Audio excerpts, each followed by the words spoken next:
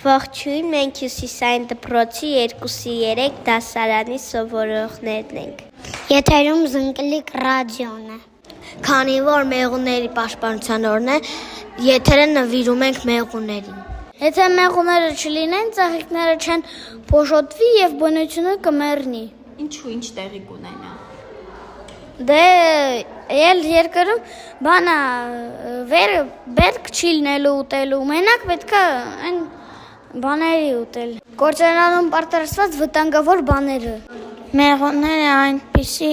համակարգ են ստեղծել,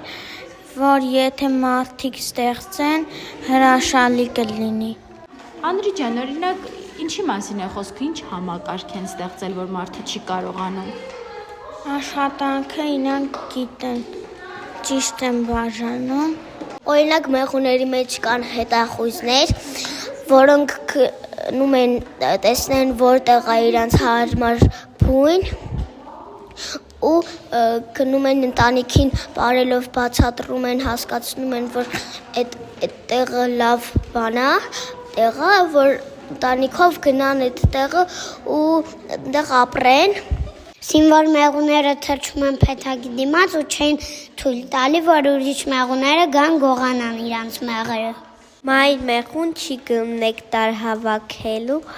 ծաղիկից, մնում է այլ տանը, որ ծվիկներ տնի, որ փոքր մեղվիկներ դուրս գան։ Սանիտար մեղուները մաքրում են